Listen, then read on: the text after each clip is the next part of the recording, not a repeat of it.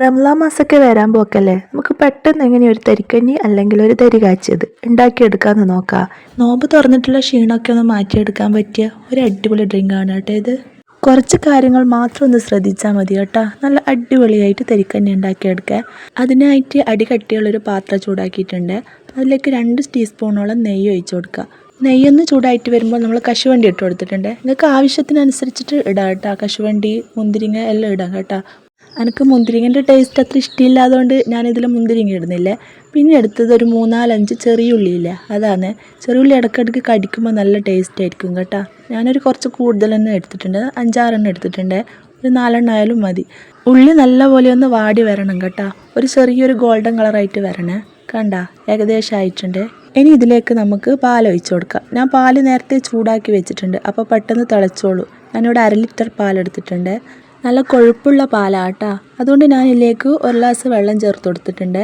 നിങ്ങൾക്ക് നല്ല കൊഴുപ്പോടെ വേണമെന്നുണ്ടെങ്കിൽ വെള്ളം ചേർക്കേണ്ട ആവശ്യമില്ല കേട്ടോ.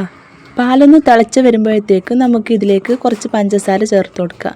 ഞാനിപ്പോൾ ഒരു 1/2 കപ്പ് പഞ്ചസാര ചേർത്തിട്ടുണ്ട്. മധുരം എത്രയാണോ ഇഷ്ടം അതുപോലെ ചേർക്കുക കേട്ടോ. മിക്ക വീടുകളിലും നോമ്പ് കഴിയുന്നത് വരെ ഒഴിച്ചു കൂടാൻ പറ്റാതെ നല്ല ഹെൽത്തി ഡ്രിങ്കാണ് കേട്ടോ ഈ തരിക്കഞ്ഞി. പശുവിൻ പാൽ വെച്ചിട്ടല്ലാണ്ട് ഈ തേങ്ങാപ്പാൽ വെച്ചിട്ട് നമുക്ക് ഈ തരിക്കഞ്ഞി ഉണ്ടാക്കിയെടുക്കാം കേട്ടോ.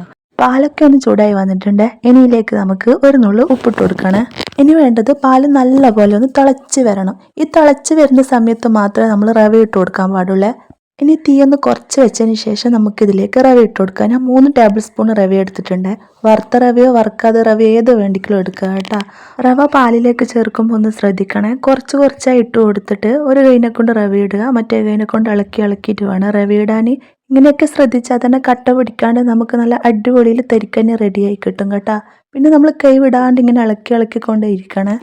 റവ കൂടിപ്പോവാൻ പാടില്ല, അപ്പോൾ ആ തരിക്കഞ്ഞിൻ്റെ ആ ഒരു ടേസ്റ്റ് ഇല്ല, നമുക്ക് കിട്ടൂല കേട്ടോ. ഇത് കുറച്ച് ലൂസ് പരുവത്തിലാണ് കുടിക്കാൻ ടേസ്റ്റ് ഉണ്ടാകുക.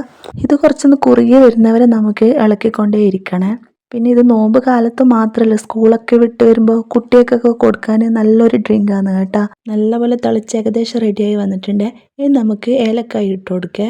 ഏലക്കായ് പൊടി ഉണ്ടെങ്കിൽ അത് ഇട്ട് കൊടുത്താൽ മതി, അല്ലെങ്കിൽ ഇതേപോലെ പൊടിച്ചിട്ട് കൊടുത്താൽ മതി കേട്ടോ. റെഡിയായിന്ന് മനസ്സിലാണ്ടെങ്കിൽ പാല് റവയായിട്ട് ഏകദേശം എല്ലാം മിക്സായിട്ട് വന്നിട്ട് കണ്ട മുകളിലേക്ക് റവ നമുക്ക് പൊങ്ങി വന്നിട്ട് കാണാൻ പറ്റുക. ഇനി നല്ലപോലെ ഒന്ന് ഇളക്കി മിക്സാക്കിയതിന് ശേഷം ഈ തീ ഒന്ന് നമുക്ക് ഓഫാക്കി വെക്കുക. ഈ പരുവത്തിൽ നമ്മൾ തീ ഓഫാക്കി വെച്ചിട്ടില്ലെങ്കിൽ കുറച്ച് ചൂടാറുന്ന സമയത്ത് നല്ല കട്ടിയാവുക. അപ്പോൾ നമുക്ക് കുടിക്കാൻ അത്ര വലിയ ടേസ്റ്റ് തോന്നൂലേ. ചൂടാറിയതിന് ശേഷം പിന്നെ നമുക്ക് ഉപയോഗിക്കാം കേട്ടോ. ചൂടോട് കൂടിയോ അങ്ങനെ ഇഷ്ടമെങ്കിൽ അങ്ങനെ കഴിക്കാം, അല്ലെങ്കിൽ ഫ്രിഡ്ജിലൊക്കെ വെച്ചിട്ട് തണുപ്പിച്ചിട്ട് കഴിക്കാൻ ഇഷ്ടമെങ്കിൽ അങ്ങനെയും കുടിക്കാം കേട്ടോ. ചൂടോടെ കഴിക്കുന്ന സമയത്ത് അതൊരു വേറെ തന്നെ ടേസ്റ്റാണ് കേട്ടോ. വീഡിയോ കണ്ടിട്ട് ഇഷ്ടപ്പെട്ടിട്ടുണ്ടെങ്കിൽ എല്ലാവരും ഒന്ന് സബ്സ്ക്രൈബ് ചെയ്തിട്ടൊന്ന് സപ്പോർട്ട് ചെയ്യണേ. എല്ലാവരും ഒന്ന് ഉണ്ടാക്കി നോക്കണം. നല്ല അടിപൊളിയായിട്ട് പെർഫെക്റ്റ് ആയിട്ട് കിട്ടും കേട്ടോ. ഇതേപോലെ തരിക്കഞ്ഞി ഉണ്ടാക്കിയാൽ